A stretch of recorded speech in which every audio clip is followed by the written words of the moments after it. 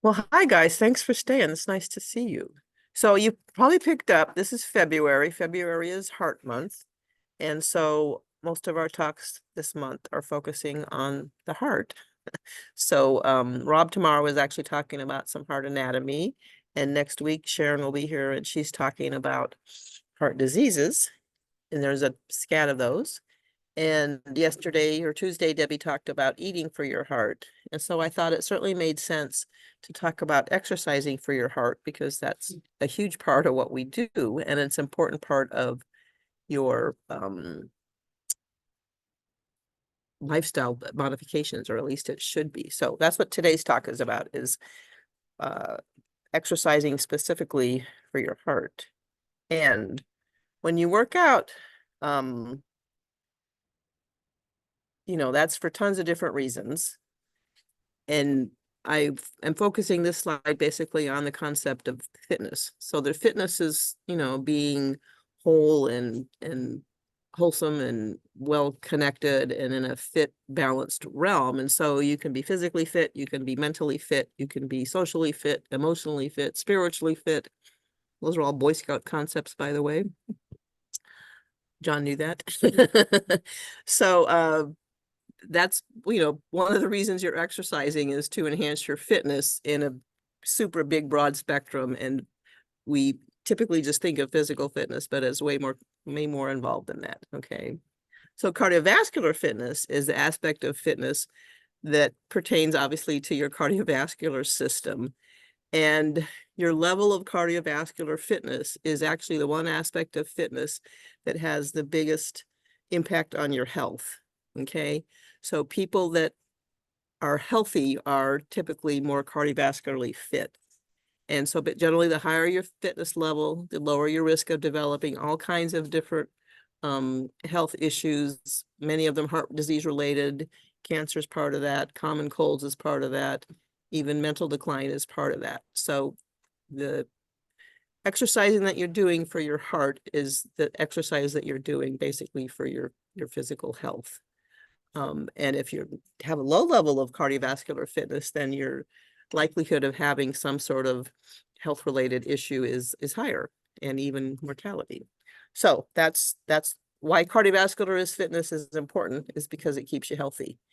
And what cardiovascular fitness is basically your body's ability to the heart is the center of it, the cardiovascular system, because your heart is pumping blood to working muscles. Okay, so it's this whole interplay of multiple systems working together. Your heart pumping blood to your working muscles, your lungs pulling air in and delivering that to your heart, that basically makes you a fine-tuned machine, and then you can do higher levels of work if all these systems are working together in an integrated fashion to pump blood to these working muscles and transport nutrients and take them away, that kind of stuff. So it's these systems working together in an integrated fashion that enables a cardiovascularly fit person to do high levels of work. Period missing there, John. So things that you do that count as cardiovascular activities basically are the things that use lots of muscles. You use large muscle groups, and because you want to be using your cardiovascular system to pump blood to these working muscles, the notion is that it's sustained. You're doing it for a duration of time. It's not a short burst of activity that you just do for a couple of seconds, right? It lasts several minutes, and you're pumping blood to those working muscles the whole time that you're doing stuff. And in order to those muscles to keep doing work, they need oxygen. So cardiovascular activities fall into this classification of being aerobic. They require oxygen. And that's the whole part of it, is your heart and pumping blood, which carries oxygen to your working muscles so the muscles can use it and do energy. And to accomplish that, obviously your heart rate needs to speed up and your blood pressure needs to go up a little bit so you can pump this stuff to these working muscles. So the activities that count as cardiovascular are ones that use lots of muscles and are sustained and make your heart rate go up. And if you thought about different, Can you delete the, oh, thank you. yeah, you thought about different parts of your body, typically we use your upper body and your lower body, and we're bipedal organisms, right? We walk around on our feet most of the time. So our legs typically are one of our strongest muscle groups. And things where you're using those strong legs in a sustained fashion, like walking, and running is walking, just going faster, riding a bike, stepping up and down, going upstairs, things where you do walking and running, like skating or soccer or basketball. Those basically would be cardiovascular activities where your legs are the primary muscle group. Your arms are not nearly as big as your legs, but there are things you can do where arm work is the main muscle group using. So swimming would be sort of in that category. Rowing, you propelling a wheelchair. We have this machine over here. It's called an arm ergometer, which is basically just like a bike that you pedal with your arms. And typically the people that end up doing arm work primarily are the ones who don't have good legs, right? They're sort of forced to use only their arms, and they'll certainly tell you that it's a lot harder. You know, you can't do a whole lot of work with your arms just because your arms aren't nearly as big as your legs. And if you thought about the muscles that you're using, obviously, if you did something that used both your upper and your lower body, both your arms and your legs, obviously that's a bigger bang for your buck, and you're going to get more muscles involved and basically have it be more cardiovascular. So cross-country skiing is the best example of a upper and lower body exercise, and the cross-country skiers are actually the people that have the highest levels of cardiovascular fitness. And the bikes that we have that have an arm component, those are popular in the cardiac rehab world for that reason, because it involves the arms as well as the legs. And rowing, not a lot of people in here row, but you know, I like to row. And rowing, if you're rowing right, is both upper and lower body. So it's a great exercise to use lots of muscles. Anyway, those are the activities that you do. And I think most of you have sort of fallen into routines, and you have the things that you like to do that count as these cardiovascular activities. And we alluded to the fact that you need oxygen to do these activities. And so this capacity to use oxygen actually is the measure that they use to describe your fitness level. So there's lots of different terms that they use for it. So aerobic capacity is one of them. VO2 max is the same thing. That's the volume of oxygen that somebody can use at their maximum. And that's not a hard number to measure, because we're all breathing, and you can collect the air that you're expiring and figure out how much oxygen you're actually using. And you make guesses about how much oxygen you're using based on just how much work you're doing. We'll talk about that in a second. But if you describe somebody by their aerobic capacity, you give them a number that says, okay, this is your fitness level. And whatever that number is, if they know what that number is, then they know some things about themselves. And the way you learn that number, and I'm sure many of you have done a graded exercise test in your medical careers, and that is one method that's used to determine your fitness level. And it's kind of interesting, and that was a big part of my job when I worked at UC Davis, was doing treadmill tests on people. And your doctors, your heart doctors, actually never really look at that part of it. They're looking at the heart part of it, and what did your EKG do, and did you get chest pain, and did you have any signs that said your heart was declining? But there was valuable information there about your fitness level that the doctor does know about you that he may or may not have ever shared with you. So if you've ever done a treadmill test, you have actually had your fitness level determined. Okay. And if you know that number and you sort of keep track of it, because you do a test every once in a while, you might be aware that it's not as high as it is today as it was 10 years ago or 20 years ago or 40 years ago. And so it's logical, sort of normal, that it declines with age.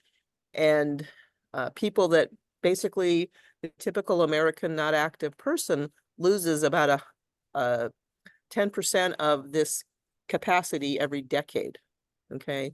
So if one of the units that we use to express this fitness level is this unit called METs, and a 10 MET capacity, functional capacity is another word for this aerobic capacity. That's a pretty high number. And so if you had a score of 10 and you lost 10% per decade, so you had a score of 10 when you were 40 and you lost 10% by the time you're 70, you'd be down in the it's too much math for me right now, in the 6 or 7 met range, right? And if you kept going, by the time you're 90, you're going to be 4 or 5, which means you've lost half of your function over the course of those 50 years, which may be acceptable or it may not. It depends on if you'd started at 10 or not.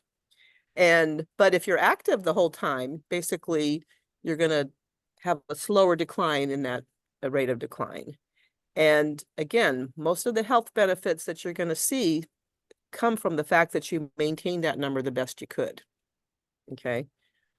So keeping your MET level up is an important reason to exercise. And that's one of your goals for your training program, is to keep your cardiovascular fitness up. I've alluded to this MET number. And so every activity that you do does have a physical cost or metabolic cost. And depending on how hard of an activity it is, the intensity of it, it's going to have a bigger requirement than not, right? Obviously, slow walking is not as metabolically demanding as walking faster, or as metabolically demanding as running. And any given individual's tolerance for an activity is sort of a function of their own capacity compared to what they're trying to do. So something that takes 3 METs to do, which is basically an activity that's about 3 times as hard as resting, which walking on level ground at about 3 miles an hour, it does take about 3 METs to do. And if you were that 40-year-old guy with a 10 MET capacity, that means that would be only a third of your capacity. So you should be able to do it for a long period of time, right? Because it's not a big chunk of what you can do. If you're somebody that has heart failure and your capacity is actually only 3 METs, obviously you're not going to be able to do it ever or for very long. If you do, it's going to be basically a maximal activity for you because it's representing 100% of your capacity. So that's why it's helpful to know what your own level is. And when you're trying to do given activities, you have some sense for whether they should be easy for you or not. And most of the machines in here give you this thing in METs. You've seen that before, I'm sure. Probably never paid any attention to it, but it's a common number that's out there. Just some other explanation of these things called MET. So I like the unit MET because it's a ballparkish kind of number, and it's relative to rest, basically. So 1 MET is considered the energy cost of rest, of just sitting here. And it's actually does represent a given amount of oxygen that you could use. It's 3.5 milliliters of oxygen per kilogram of your body weight per minute. That's the definition of 1 MET. But as we're sitting here, we're all basically at a 1 MET level. And that takes basically about 70 calories per hour, or a little over 1 calorie a minute, to just sit here, right? We're alive, we're breathing, so we are using energy just to hold ourselves vertical in our chairs. So there is some energy devoted to living and to sitting. And then depending on what you're doing. So we mentioned that walking on level ground, it takes about 3 METs. So 3 METs basically is 3 times as hard as rest. And a 6 MET activity would be 6 times as hard as rest. Okay. So depending on, again, your own capacity, but again, still the activity is going to have a score to it for how much energy it takes to do it, which is proportional to the speed and the resistance that you're pushing against. Obviously, if it's a bike in high gear, it's going to take more METs to do that than pedaling downhill with no resistance. And the METs is just a unit, and other units are the same thing.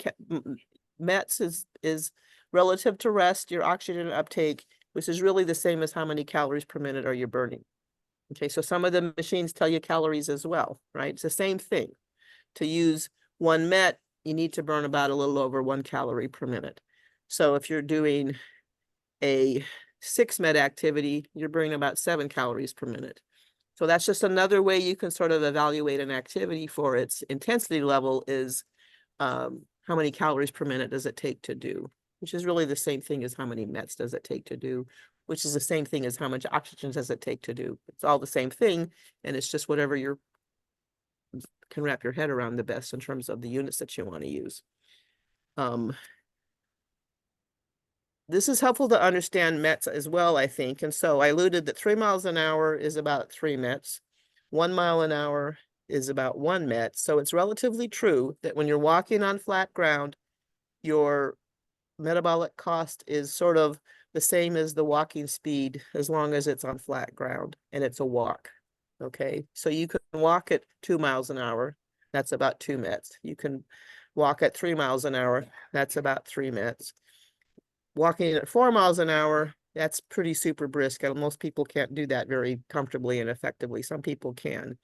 But once you're beyond 4.5, 5 miles an hour, you really, your legs and your hips can't move that fast. So as soon as you add this element of jogging to your walking pace, it changes the metabolic cost because you're no longer just walking, you're actually walking and jumping, okay? So when you do that, the metabolic cost goes way up. So to go at 5 miles an hour, is about 8 mets. And you typically are going to have to be jogging a little bit to keep going at 5 miles an hour. And that's just to give you the perspective of the work that you have to do to get your met level up. I mentioned this already. So if you started with a nice high capacity when you were young and you declined at the normal rate of 10% per decade, here's that 40-year-old at 10 mets who by the time he's 90 can only do 4 mets. So he's lost half of his capacity. If somebody basically was more fit when they were younger and they kept active the whole time, they're going to maintain their fitness. So by the time they're 90, they could still have a functional capacity or an aerobic capacity that's nice and high, way, way over 10, if they sort of live right and do things right. And we know people that do that. There are people that are successful at that. And the other point of this slide I want to make is that regardless of where you are, it certainly is to your advantage, no matter what your age, to basically try to bump yourself up a little bit.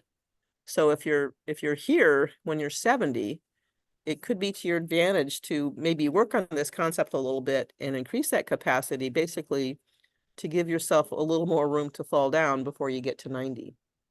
That makes sense, does it not? So that's an encouragement to be as high on the curve as you can at whatever age you are, so that you have as much room as you need to keep fit for the rest of the time that you're going to be doing stuff here, which we know could be a long time. Okay, so I have all kinds of slides here that talk about all these health benefits. And this is just a summary of them.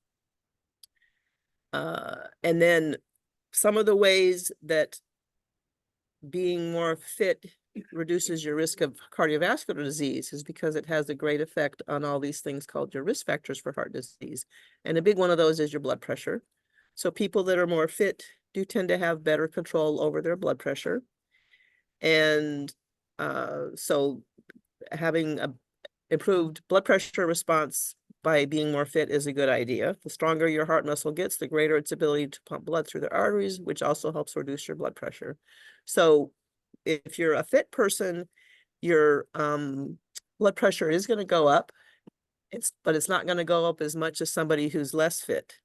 And some things that do happen with exercise and your blood pressure is that arm work basically will increase your blood pressure more than leg work. And people that have high blood pressure will have basically more profound increases in their blood pressure than people that don't have high blood pressure. And again, being in better shape is going to have you're going to not respond as abruptly in terms of increasing your blood pressure when you're exercising. People that have some diminished heart pumping function, a little bit of heart failure, can't elevate their blood pressure as well as other people. And you're just in a good environment here because this is one place where you actually get to know what your own blood pressure does. And that puts you at a huge advantage over people that never pay attention to that detail, okay? So there's lots of opportunities to get your blood pressure checked here. And the things that you're hoping for is that it does go up some when you exercise, not a whole lot. And it comes back down when you rest. And I'm sure you've all know what your own personal blood pressure does, and you're just astounded how low it is when you're done with your workout, because it's usually better after you've worked out. And this is just showing the changes in blood pressure. And the good news is that the greatest blood pressure improvements following exercise are seen in those with the highest resting blood pressure. The other Another risk factor that being more fit can affect is your diabetes control, because you're going to be metabolizing sugar, so your ability to do that's going to be better. And there are some guidelines that if you do have blood sugar issues, you should pay attention to that and know when you're starting your workout, is your sugar not too high. If you participated in a hospital-based program and you do have diabetes, they ground this into your head, I'm sure.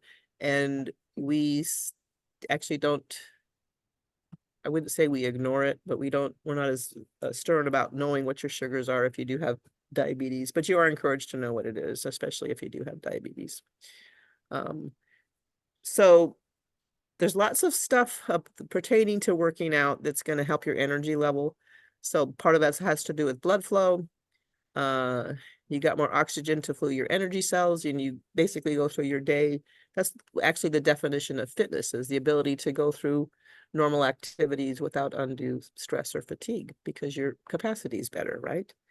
And after you've worked out, your metabolism is going to stay up for a little bit. So you're continue to burn calories after you've worked out. And that effect right there does have a picture on your weight control. So while you're working out, you're burning calories. And after you've worked out, you're still burning a few more calories. So exercise is an effective way to help manage your weight. I'm sure you said that. And it also has effects on your lipids. Exercise builds muscle mass, and even though you're doing this cardio exercise for your heart, since you're walking, you're using your leg muscles. If you're rowing, you're using your arms and your legs and your back. And if you're swimming, you're using your arms. So you are imparting strength to the muscles that you're using just because of the activity that you're doing. And bone strength can be better if you're more fit and you exercise. And the two activities that seem to help the most for bone strengthening are weight-bearing things, which is like walking and jogging, because you're pounding the pavement, and that's a beneficial thing to your bones. And if you're not doing a lot of that, weightlifting does seem to help in the bone strength department as well. So if you can't walk very well, you certainly should be lifting some weights to help your bone strength. Because of the fact that you're using oxygen, you're having to pull air in to deliver it to your muscles, you're going to have more fit breathing muscles as well. And your ability to process that air is going to be better too. Immunity is improved in people that exercise regularly. All kinds of effects on the cells that relate to that. Temperature things. So if you're all that, part of the immunity and part of just the activity and the energy level, hopefully you sleep better if you're getting good workouts in. And this is just some tips that if you're gonna exercise, obviously the cardiovascular activities, getting your heart rate up, boosting your energy a lot, is not something you probably want to do right before you go to bed. So you want to do those workouts earlier in the day, and workouts in the evening should be more meditative so that they help you sleep better. I thought it was important to prove this slide that by being more fit, there's all kinds of muscles that you're affecting. So it actually could help your sex life. And that's part of that emotional fitness as well. So if you're more fit, you're going to have better resilience overall. And so your relationships hopefully are kind of better. And going back to the Mets, I think this is worth noting that to have sex, basically that's about a 2 to 3 Met activity.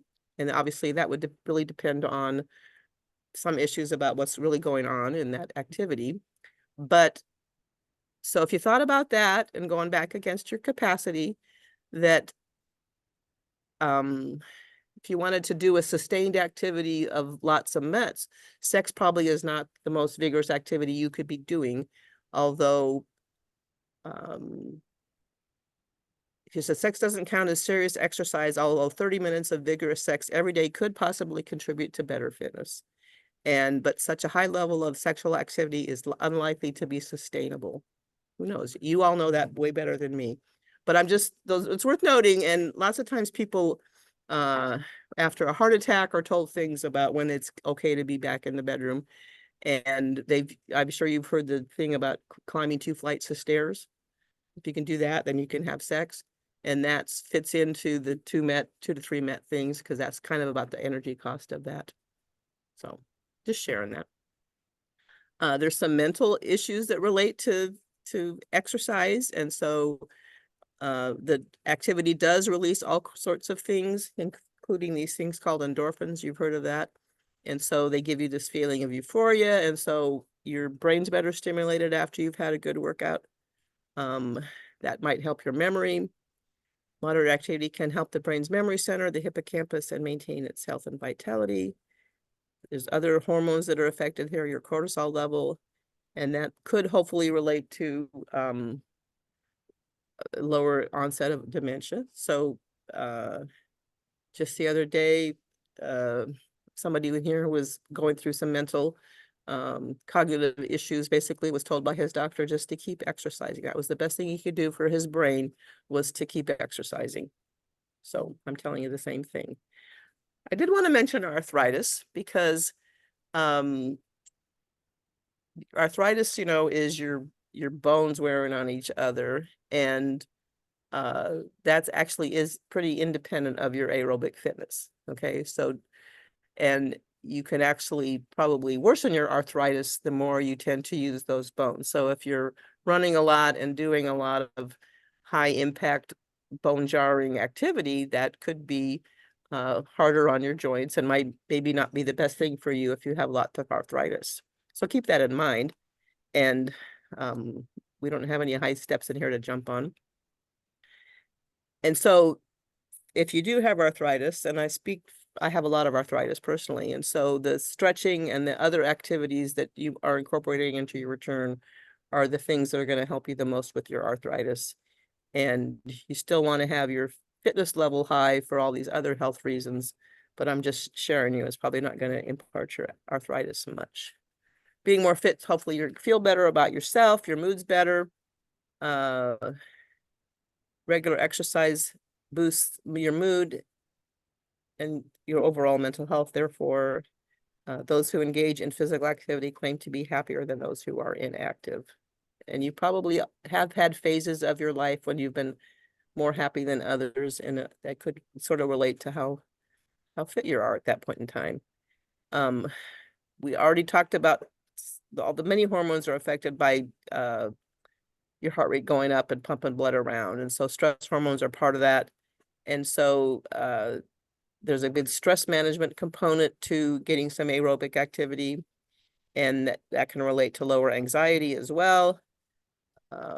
As levels of endorphins increase, feelings of worry diminish when exercising. Attention is focused on that, away from your problems and to what you're actually doing, so you get a better perspective.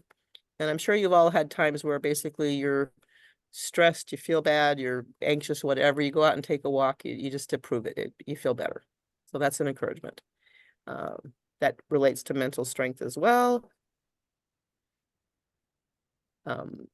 And a good workout clears the mind of past and future stress and helps one focus more on the here and now.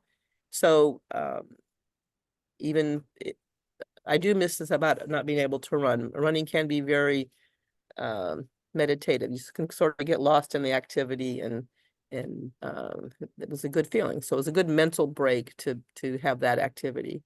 And you can't do that when you're walking to light rail, can you, John? Because you're gonna right. There's some fun slides in here about how being more fit is going to help you. So you're going to have more confidence. Completing a tough workout can give you a serious confidence boost. So, you had a plan, you were going to do this, and you're going to feel better by the fact that you actually did climb that mountain or did make it to the end of the block without having to stop, or whatever would be the challenge that you put before yourself. So you're going to feel better about yourself if you give yourself a little bit of challenge and you succeed in that. So that's by that token, it's to your credit to pay attention to little details about what you're doing, how far you're going, how fast you're going, what are you doing, how much work are you actually doing, those kinds of things, just to give yourself some measurement standpoints. Exercise shows your body some love, no matter what your reasons for doing a workout. So that's basically you telling your body that you care about it and that you want to take care of it. Uh, and that does give you a better perspective on how to handle yourself. So you came, you saw, you conquered. Getting your workout accomplished is definitely a reason to pat yourself on the back, and you should be proud of the fact that you're doing these things. Um, and you should be especially proud if you basically had to sort of make yourself do it. And I've uh, mentioned this before, I don't know to this group or not, but sometimes you basically just have to go through the motions. You know you need to do it. And if you just go through the motions and make yourself do it, when you're done, yes, you're better off and you feel better about the fact that you did do it. And exercise actually should be fun. Some people like to exercise in a group because it's more social and they get to be with other people. And some people find more joy in not being in a group by doing stuff by themselves. That's kind of all okay. And that's what's important, is that you find the level that works for you. The fulfilling nature of the activity is fun and healthful. And since you will want to keep doing it, then you're basically going to be better off and it's going to keep you going. Debbie reminded of this last week. This is Maria's Brian Broccoli. She lost that hat though, sadly. So exercising is an excuse to do something fun. And Debbie was saying that one of her friends basically, that was her treat to herself, was to buy new workout gear all the time, right? So I'm not saying you need to do that. You need to have fancy clothes to work out in. But if you, I don't know if you've ever been to some of these events like the Beta Breakers or these 5Ks and stuff, people love to, especially tutus. I don't know why people like to jog in tutus, but we did the Shamrock and which is a St. Patrick's Day 5K last year. And yeah, those people wearing green tutus, and at the cancer walk, they're wearing pink tutus. So anyway, I'm not saying you need to wear a tutu in here, but it is an excuse to do something fun, and you can be silly, and nobody cares what you're wearing when you work out, right? So you can do whatever you want. I like this one. It's the ability to say yes to adventure. And so that the activities that you choose for fun really do sort of depend on your fitness level. And you can do different stuff the more fit you are. You can go on bike rides. You can go on Ken Cross was in here talking about the Camino de Santiago, right? He walked 400 miles in 6 weeks. You have to have a fitness level to pull that off, right? So if those activities appeal to you, it's to your advantage to be fit enough to do them, and you're going to enjoy them more, obviously, if you're fit enough to have them be comfortably handled. So that's an encouragement to stay fit, so you can basically have more adventures if you're so inclined. And I like this one, the power to inspire others. So if you're taking good care of yourself, then obviously you're being a good role model, and there's other people in your life, whether it's your kids or your family members, your significant others, that they're going to notice what you're doing, and that they're more likely to want to take care of themselves if they see you taking care of yourselves. So that's a reason to do it just for itself. It's because of the role model that you're inspiring. And it's social. That's an important part of this program, is that maybe what you're doing isn't so important to the fact that you got together with somebody that you work out with and you did it together, and that there's a super benefit to that.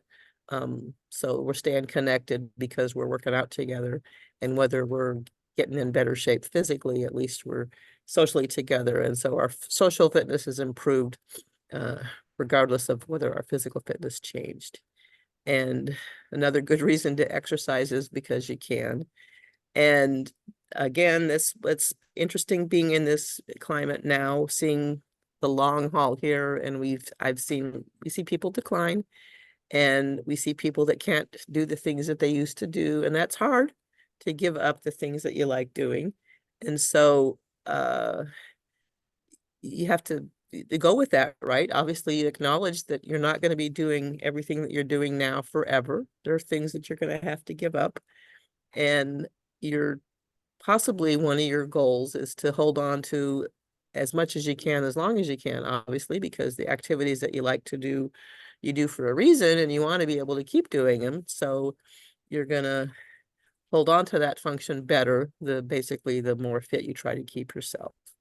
And you still do have to accept some losses and lack of abilities over time, but I would stick to it the best you can and go with it as long as you can. Hold on to your function the best you can. Super, super important.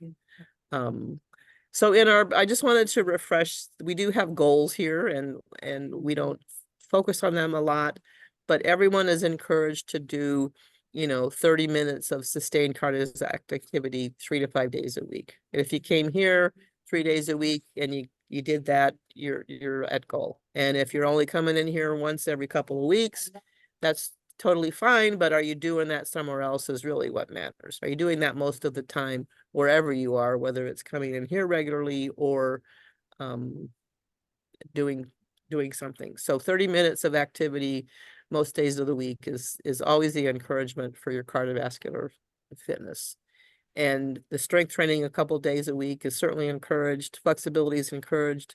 And balance. We do a lot of balance stuff in here. That's encouraged too. So those are the things that we're hoping everybody is sort of working on while they're exercising in here. And I am completely aware that there's 50 people and 50 different versions of what they want to do to accomplish their own personal goals. And that's the way it should be. So that's all totally fine. But these are overall kind of what we're thinking makes sense in the grand scheme of things, keeping yourself together and maintaining your function as long as you can. Debbie yesterday had a slide about obesity prevalence, I think.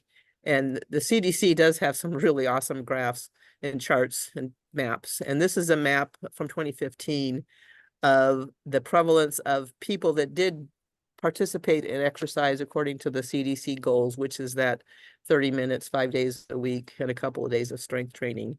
And in California, the prevalence is about 25, it looks like. Okay. So even though that's the CDC recommendation, obviously it's not global and universal that 100% of the country is doing sort of this recommendation of 30 minutes, 5 days a week. But in California, it's more prevalent than Texas or Alabama or Georgia, but it's still only a quarter of the people do meet the goals that the CDC has put out with respect to this exercise intensity. Anyway, so I did want to just throw out a couple of exercise training terms because those matter. So you have this goal of doing 30 minutes of exercise most days of the week. And it's definitely, that's the goal. And if you're just got out of the hospital or you haven't been exercising for the last 30 years, that doesn't mean all of a sudden you start doing that, right?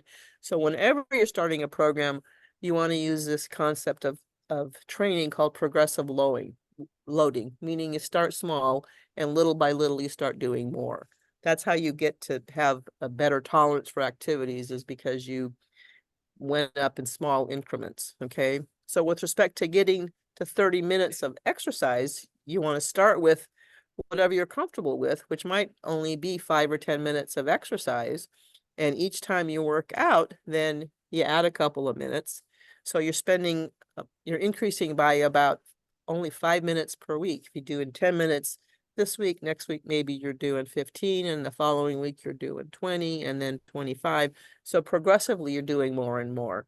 So the long-term goal is to get to that 30 to 60 minutes, but you did it by small increments, baby steps in terms of loading, which those of you that went to a hospital-based rehab program, that's what they did, right? They added 2 minutes a day, I'm guessing. That's what it used to be, and I bet it's the same. What do you remember, Susan? Okay. And once you get there, then it's obviously easier to maintain it than it was to be in that loading mode. But basically, you're all encouraged to increase in small increments. Oops, wrong direction. And another training principle that fits into this whole concept is this thing called specificity. And obviously, this is total common sense that you're going to get better at the stuff that you practice, right? If you want to be a better pianist, you got to practice playing the piano. So if you want to get better at doing a cardiovascular exercise where you know, you're walking fast, you're walking uphill, you got to spend some time doing those things. Okay, so you got to, depending on what your goal is, you have to suit your program till you can accomplish it. And if your goal is to walk more and you can't walk at all, then maybe that's, you don't have the right, you know, you're missing legs or something. Obviously that's not your goal. So you want to figure out a activity that's going to work for you to allow you to be specific to the way you can improve your tolerance for that given activity. So if you want to be a better walker, you need to walk. You want to be a better at doing push-ups, you need to do push-ups. But there's also another training concept called crossover. And that means that when you do certain things, so if you climb stairs a lot and you make your leg muscles strong, then having strong leg muscles is going to fall over and be helpful in other regards, like riding a bike or rowing or other things. So you can improve your tolerance for walking by making your legs stronger. And then you can improve your tolerance for upper body work by doing some arm exercises to make your arm muscles stronger. Those kinds of things. That's called crossover. And they're all applicable concepts, and everybody's program is individualized and you do the stuff that you like to do. So you don't really need to pay attention to, hey, should I be doing more curls so I can walk better? That's not the same thing, but everything sort of does fit into the whole picture of making you a more fit, functional entity if you approach it right. And any activity with the walking component does provide some cardiovascular training. So I want you to keep that in mind, that if that's your goal, is to walk more, there are things you can do to help you with walking. And you know, walking, since I have a lot of arthritis, walking is actually one of the hardest things for me to do. And it's a huge regret, which is why I row. But there are things you can do that help your walking, and it's totally okay to push a shopping cart, and as long as you're not stopping at every vendor in Costco to eat the snacks. But if you're walking around the store, you are imparting some benefit because of the walking that is aided. So that's helpful. And even mowing the grass is cardiovascular because you're walking behind the lawnmower. I think that's all I had. So thank you. Any questions? Thank you. Yeah. So keep at it, and you exercise your heart. That's what matters. That's where the health is. And that's my son, who is going to be 39 this year.